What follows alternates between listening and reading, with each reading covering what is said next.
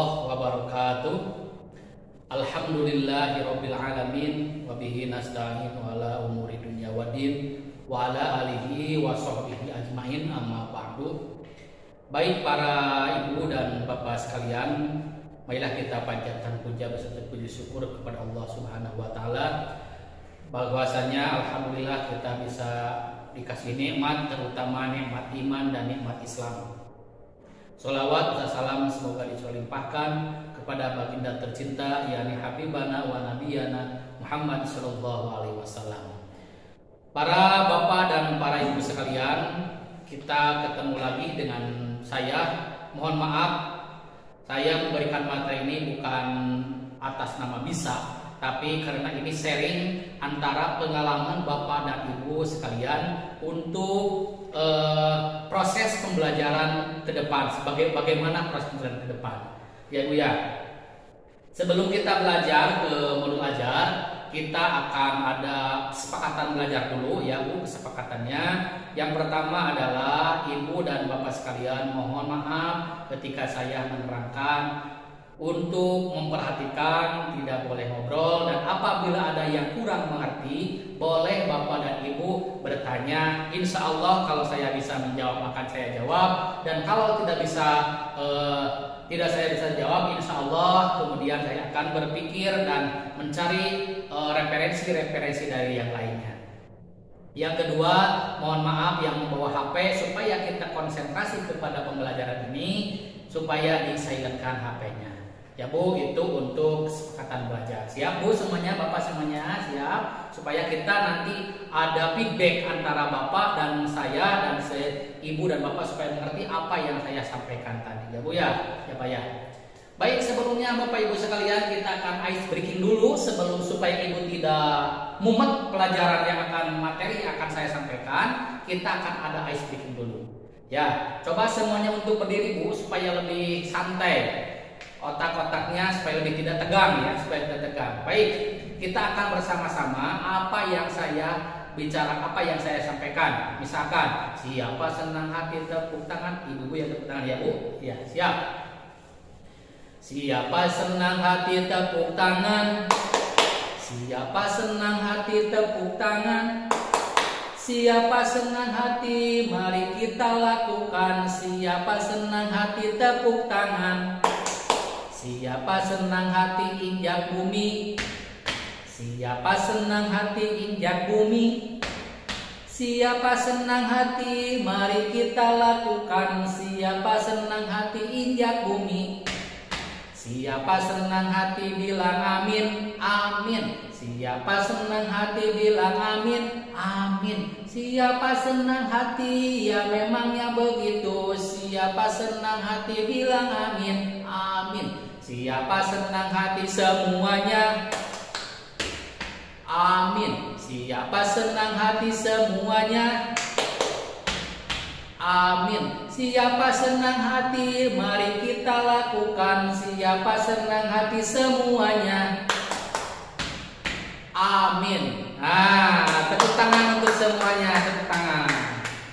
Baik Bapak Ibu sekalian, kita akan langsung ke pelajaran yang intinya, yaitu modul ajar. Sebelum saya menerangkan modul ajar, mungkin di benak Bapak dan Ibu sekalian, coba apa yang Bapak Ibu didampingkan modul ajar itu apa? Apa Bu Pur? Oh iya, Ibu itu Ibu Dian? Oh iya betul. Bapak Wahyu bagaimana? Iya, baik, hampir mendekati. Pasti di dalam benak para bapak dan para ibu semuanya, yang dimaksud dengan modul itu adalah modul apa yang kita akan ajarkan. Nah, tapi itu tidak salah, betul semuanya. Nah, coba kita sebelum menjawab ke sana, kita akan di sini. Akan di sini konsep modul ajar apa, komponen-komponen yang ada di modul ajar apa, selanjutnya prinsip penyusunan modul ajar dan prosedur penyusunan modul ajar. Nah, coba saat ini kita akan belajar tentang konsep modul ajar. Apa sih konsepnya? Kalau kita mau belajar, biasanya coba saya mau tanya, kalau ibu dan bapak sekalian, Kalau misalkan Bapak dan Ibu mau ngajar, sebelum mengajar suka apa dulu? Suka apa? Ya, ayo, bagus. Itu. Jadi suka membuat perencanaan. Nah, kalau zaman sekarang, kalau dulu kita dengan istilah rencana apa? Pembelajaran atau dengan RPP. Nah, RPP itu rencana pelaksanaan pembelajaran itu kita ganti kalau sekarang dengan modul ajar. Nah, jadi RPP itu adalah modul ajar sekarang istilahnya punya. Sebetulnya sama-sama saja, Bu. Cuman beda istilah saja sebetulnya. Ya. Modul konsep modul ajar, bagaimana konsepnya? Ya, di sini. Modul ajar adalah sejumlah alat atau sarana media atau metode petunjuk dan pedoman yang dirancang secara sistematis dan menarik. Modul ajar merupakan implementasi dari alur tujuan pembelajaran yang dikembangkan dari capaian pembelajaran dengan profil pembelajaran Pancasila. Ya, di sini. Di sini ada profil, ini tujuan pertama. Profil pelajar Pancasila. Setelah ada dikembangkan lagi ada capaian pembelajaran. Setelah capaian pembelajaran, lalu ada alur tujuan pembelajaran. Bagaimana capaian pembelajaran itu supaya ada tujuan? Ada alur tujuan pembelajaran. Nah, setelah ada alur tujuan pembelajaran, baru kita buatkan adalah modul ajar atau RPP. Nah, modul ajar disusun sesuai dengan fase atau tahap perkembangan peserta didik.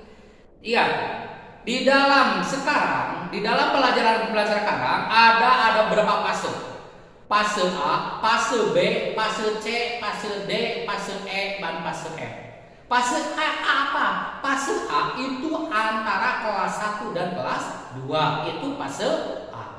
Fase B, kelas 3, kelas 4. Fase C kelas 5, kelas 6. Fase D kelas 7, kelas 8. Fase C, E, F. Fase E kelas 9 dan seterusnya. Itu adalah berfase. Nah, selanjutnya komponen modul ajar. Apa saja komponen modul ajar? Nih, di sini komponen modul ajar ada 3. Ini yang harus Ibu Bapak harus cermati. Apa saja? Yang pertama ada komponen modul ajar, informasi umum, ya.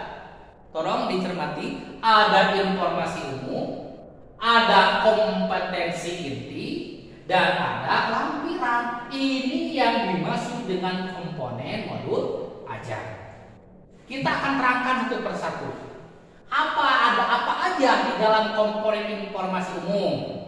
Nah, 1 ada identitas modul. Informasi tentang modul ajar yang dikembangkan adalah identitas. Nama penyusunnya siapa? Ya, jenjang sekolahnya apa? Apakah SD, SMP, atau SMA? Kelasnya kelas berapa?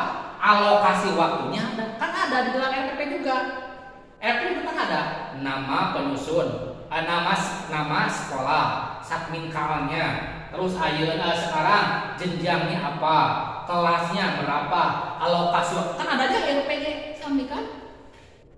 Yang selanjutnya ada kompetensi awal. Kompetensi awal adalah pengetahuan dan atau keterampilan yang diperlukan dan miliki siswa sebelum mempelajari topik tertentu. Misalkan kompetensi awal anak, contoh misalkan kita akan belajar tentang PAI, ya PAI. Itu misalkan Quran hadis. Anak bisa membaca Al-Quran misalnya, ya.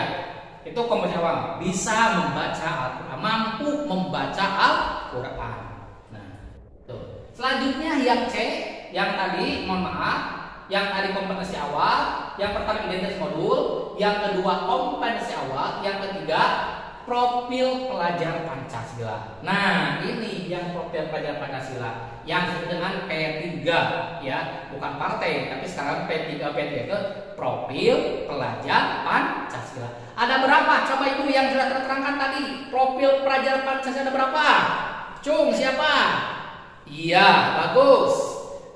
2. 3, 4, 5, 6. Hebat, Ibu artinya Ibu sudah mengerti adalah profil Praja Pancasila. Selanjutnya yang dalam komponen dalam informasi umum apa saja? Yang selanjutnya yang D, yang C. Nah, D-nya apa? Sarana dan prasarana. Sarana yang akan mendukung apa saja? Apakah misalkan kalau kita akan belajar membaca Al-Quran, anak bisa membaca Al-Quran. Coba apa saja sarana yang akan dibutuhkan? Coba Pak Bu?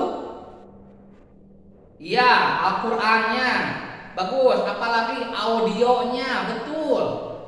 Iya, kita buka materinya, tajwidnya. Nah itu yang Bapak yang tadi sama Bapak diucapkan dicantumkan di dalam modul sarana. Sarana tadi kata Bapak harus ada Al-Qurannya, harus ada audionya. Misalkan LCD atau televisi atau proyektor bisa. Nah, yang selanjutnya target peserta didik. Peserta didik apa? Bagaimana?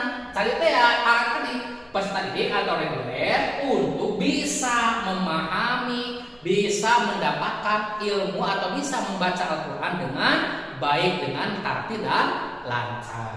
Nah, selanjutnya ada model pembelajaran. Model pembelajaran bagaimana? Apakah misalkan model pembelajaran mau model misalkan ceramah, diskusi, permainan, wah banyak sekali model-model pembelajaran. Apalagi sekarang kan misalkan PJJ daring, cik bagaimana? Apakah kita melakukan dengan Zoom meeting, Zoom meeting atau video call? Bagaimana itu cara metode pembelajaran? Nah, yang kedua adalah komponen inti. Untuk komponen inti, ada tujuan pembelajaran Tujuan pembelajaran harus mencerminkan hal-hal penting dari pembelajaran dan harus bisa diuji dengan berbagai bentuk asesmen sebagai bentuk dari unjuk pemahaman. Tujuan pembelajaran ini, contoh misalkan tadi kan anak bisa membaca Al-Quran. Tujuannya bagaimana? Anak bisa memahami pembelajaran, misalkan pembacaan ayat suci Al-Quran. Contoh kan di dalam nanti akan ada capaian pelajaran bisa membaca surat Al-Fil, misalkan kan Al-Falaq dengan benar. Anak bisa membaca surat Al-Falaq dengan baik dan benar sesuai dengan kaidah ilmu tajwid. Nah, misalkan itu tujuan pembelajaran. Selanjutnya pemahaman bermakna. Ada pemahaman nih setelah membaca Al-Quran bagaimana anak itu? Berarti anak mengetahui, anak memahami bagaimana cara mempelajari Al-Quran dengan baik dan benar. Itu adalah pemahaman bermakna. Yang selanjutnya pertanyaan pemantik. Bagaimana pertanyaan pemantik? Pertanyaan pemantik dibuat oleh guru untuk menumbuhkan rasa ingin tahu dan kemampuan berpikir kritis dalam peserta didik. Pertanyaan pemantik memandu siswa untuk memperoleh pemahaman bermakna sesuai dengan tujuan. Contoh misalkan, ini contohnya. Contohnya pada pembelajaran menulis cerpen, guru dapat mendorong pertanyaan pemantik sebagai berikut. Apa yang membuat sebuah cerpen menarik untuk dibaca? Jika kamu diminta untuk membuat akhir cerita yang berbeda, apa yang akan kamu usulkan? Contoh misalkan di dalam Al-Quran, tadi kita membaca di dalam buku agama. Setelah kamu memahami membaca Al-Quran, apakah yang akan kamu lakukan? Nah, atau misalkan apa dari isi dari bacaan tersebut. Nah itu pertanyaan pemantik. Selanjutnya, Bapak dan Ibu sekalian, ini adalah komponen yang selanjutnya masih komponen adalah kegiatan pembelajaran. Kegiatan pembelajaran di sini ini ada yang intinya. Ketika kita mengajar, apa saja yang akan kita persiapkan? Yang pertama, ingat di dalam RPP juga ada kegiatan inti, kegiatan awal dulu berapa menit. Kegiatan inti, misalkan materi yang akan kita sampaikan. Ada kegiatan penutup. Contoh misalkan kegiatan awal menyapa anak-anak, menghabiskan anak-anak, memberikan motivasi kepada anak-anak, itu adalah kegiatan awal. Kegiatan intinya apa? Kegiatan inti memberikan materi. Ya, kegiatan ini memberikan materi. Dan kegiatan penutup apa? Ada refleksi, misalkan refleksi, ada misalkan asesmen, pertanyaan, mengulang lagi pertanyaan yang sudah tadi disampaikan, sudah melakukan materi yang sudah disampaikan. Nah, itu adalah kegiatan pembelajaran. Selanjutnya, Bapak Ibu sekalian, asesmen. Nah, di dalam sekarang sebetulnya ada DRP juga, ada asesmen. Apa asesmen itu? Coba siapa yang tahu asesmen? Ini asesmen digunakan untuk mengukur capaian pembelajaran di akhir kegiatan. Kriteria pencapaian harus ditentukan dengan jelas sesuai dengan tujuan pembelajaran. Nah, jadi asesmen. Kalau kata orang, kalau kita asesmen lah. Penilaian terhadap anak, asesmen ya, penilaian terhadap anak. Tapi di sini jenis asesmen ada 3. Yang pertama ada asesmen diagnostik, yang kedua ada asesmen formatif, yang ketiga ada asesmen sumatif. Nanti akan diterangkan apa asesmen diagnostik, apa asesmen formatif, apa asesmen sumatif. Yang penting di sini diagnostik ini kan ada 2. Ya, ada diagnostik kognitif dan ada non kognitif, itu asesmen. Yang penting ini ringkasannya saja. Nah, itu ada di dalam modul ajar. Selanjutnya ada komponen yang inti adalah pengayaan dan remedial. Itu ada. Pengayaan apa pengayaan? Biasanya kalau kita ada pengayaan apa, Bu? Biasanya kalau kita melakukan remedial apa, Pak? Nah, pengayaan apa? Pengayaan adalah kegiatan pembelajaran yang diberikan pada peserta didik dengan capaian tinggi agar mereka dapat mengembangkan potensinya secara optimal. Remedial diberikan kepada peserta didik yang membutuhkan bimbingan untuk memahami materi atau pembelajaran mengulang saat merancang kegiatan pengayaan. Perlu diperhatikan mengenai diferensi, contohnya lembar belajar kegiatan yang berbeda dengan kelas. Selanjutnya yang ketiga, lampiran yang ketiga adalah lampiran. Komponen modul yang ketiga adalah lampiran. Apa aja yang lampiran? Lampiran adalah lembar kerja peserta didik atau dengan LKS. Jadi di dalam itu ada lampirannya. Lampirannya ya, lampirannya LKS, lembar kerja siswa, atau LKP, lembar kerja peserta didik. Biasanya kan di LKP juga kita suka ya, Bu. Siapa ya suka mendapat LKP. Yang selanjutnya ada bahan bacaan guru dan peserta didik. Bagaimana bacaan peserta didik? Bahan bacaan misalkan diambil dari buku apa, kita dituliskan di sana. Nanti kita akan ada contoh untuk membuat RPP atau membuat modul ajar. Selanjutnya ada glosarum. Apa glosarum itu? Glosarum merupakan kumpulan istilah-istilah dalam satu bidang secara alfabetikal. Jadi glosarum itu bisi ayat bahasa-bahasa yang tidak dimengerti anak. Kalau bahasa malah kamus, maka dituliskan di sini di glosarum. Yang kedua daftar pustaka. Daftar pustaka adalah sumber-sumber referensi yang akan digunakan dalam pengembangan modul. Baik Bapak Ibu sekalian, yang tadi coba sebutkan minimal 7 komponen yang ada dalam modul ajar. Ibu siapa yang bisa? Acungkan tangan. Yang saya tadi simpulkan, yang tadi saya bacakan, apa yang dimaksud dengan komponen-komponen belajar ajar. Nah, kalau begitu, silahkan kita akan dibagi Bapak dan Ibu sekalian. Kita akan praktek setelah kita memahami materi dari saya. Kita akan praktek bagaimana cara membuat modul ajar. Ingat Ibu tadi komponen-komponen komponen di dalam modul membuat modul ajar ada berapa? Coba ada berapa, Bu? Nih, ada 3 komponen modul ajar. Apa saja? Coba. Nah, ini ya, komponen modul ajar. Ada informasi umum, kompetensi kompetensi komponen inti dan lampiran. Ini hafalkan saja. Ini kalau ini Bapak sudah mengerti, insya Allah nanti kita bisa membuatnya. Sebagai contoh, saya akan memberikan contoh ini untuk membuat modul ajar. Bentar Pak ya.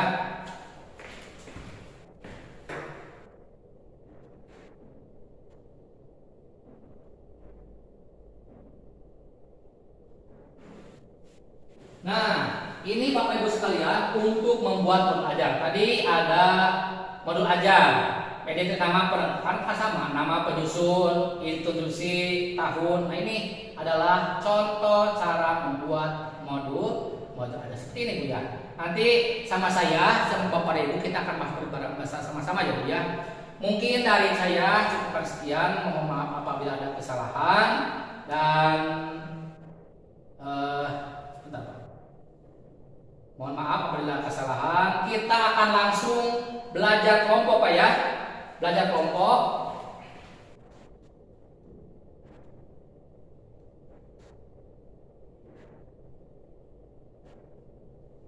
Nah, belajar kelompok.